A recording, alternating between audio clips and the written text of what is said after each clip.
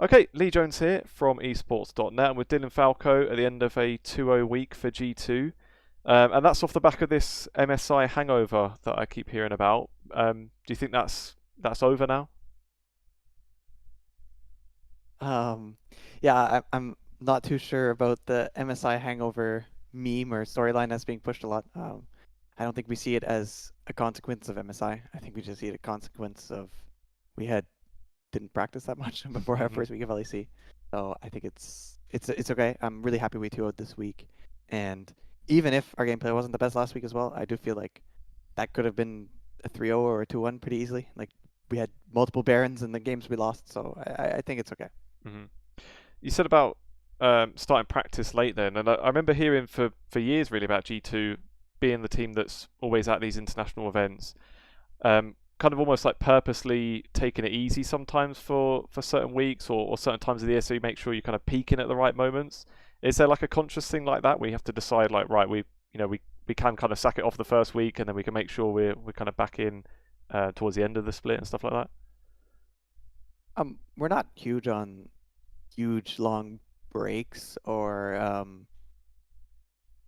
like just not playing League. I think it's very important to always stay fresh on the newest patch. And for example, moving into a new season, I think we're usually one of the earlier teams to start scrimming. So we actually just didn't have the time, just Hmm. the way the schedule kind of went. So I think we did take a very short break, but there just wasn't enough actual time that it existed. Fair I'd say. enough. Just on the game itself, then, are you? Yeah, obviously 2-0 is a good improvement on the scoreline wise, and they were saying on broadcast as well how some of the games like yesterday was maybe a bit sloppy. Do you think today was pretty clean then? I think today was actually a very good game. I think it was very clear what we wanted to do in draft, and the way it integrated into our gameplay was very good. We had, for example, Ashe that was just pushing and pressuring the Caitlyn lane the whole game, which you should just theoretically from matchup. And I think we were just in the right place at the right time throughout the entire early and mid game to kind of utilize that. And I think when you have good, solid game plans that are integrated with your draft like that, it becomes very hard for the enemy to win. Mhm. I think we use that to get objectives, we use it to get a goal advantage, and we kind of close the game. Like, there was some stuff going on, like the hook at Baron and the backdoor Nexus, and that stuff's a bit crazy and probably not how the game will usually end. But I think that's like kind of an exception, and Mhm. it's okay. And I think we played very well today. Cool. Yeah, just saying about the back door then, was that a bit stressful to watch, or is I guess if it's Caps, it's probably the most comfortable person you could have in a Um, situation like that, isn't it? Actually, backstage, I'm usually pretty relaxed watching these sorts of games when I feel like they're under our control. So even though it was a bit crazy, I was pretty chill. Mhm. Um, I think the only thing I was a bit worried is if Caps dies late during Mm. backdoor. If he dies late in the play, maybe they could get Baron and Elder, and then I think maybe the game becomes a bit hard if they have both Yeah. because they can just run down one lane right and try and end the game with their double buffs. But I think as long as that didn't happen, I knew that the game was firmly under control, so I thought it was okay. Cool. I wanted to ask you about this is something I was asking the Ike last week.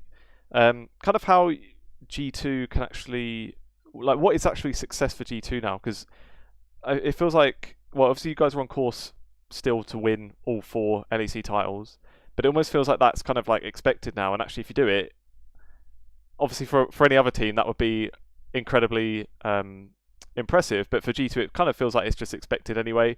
And the only thing to well, not the only thing, but kind of the thing to build on that then is international performances, and it could almost feel in a way kind of leading off of that.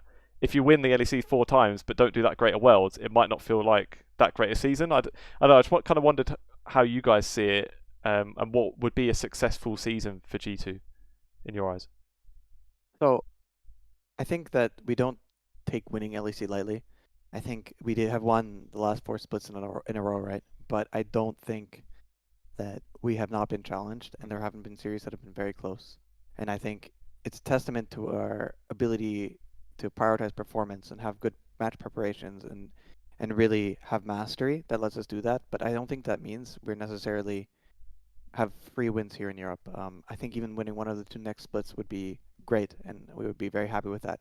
If we were to get second or third in summer and win season finals, that's not because we're bad and underperforming. That could be because another team is just playing very well. I also think there's better teams in Europe now, with some of the roster changes.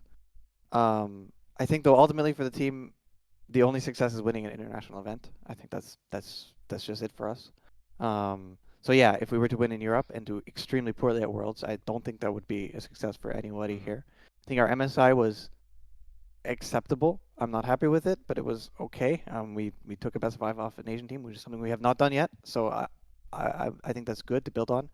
But no, as a team, we actually want to win one of these events, and we feel that it's something we can do. Is that the aim you get given from like the higher ups as well? Do they, like when you signed on, did they give you any kind of aim like that? Like, in X number of years, we want to be winning this or that? Yeah. Is there any kind of aims in that regard? It's always that's the org. G2 is like a very competitive org, and every single esport they're in, they're trying to win everything. That's just always been their mindset for sure. Sure. To close out here, then I wanted to ask you about where we've had this this like announcement of the changes that are happening next year. I guess the one that kind of impacts Europe the most would be the Fearless draft stuff and having this extra international tournament at the start of the season.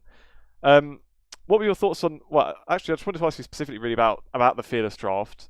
Is that something you're looking forward to trying out? Is that something you guys have ever tried in practice? You know, what do you see with that?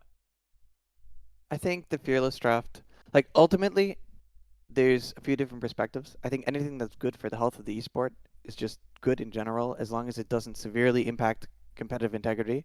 I think we should always be open-minded to things that make the game more entertaining and cooler. And I think the Fearless draft doesn't really harm competitive integrity. It slightly changes what skills you're testing, right? You're a bit less prioritized to master one champion, and then maybe need 2 or 3 instead. But I don't think that's necessarily a worse skill to test. Some might even argue it's a better skill to test. So I think overall, if the fans like it more, I would say it's a positive change.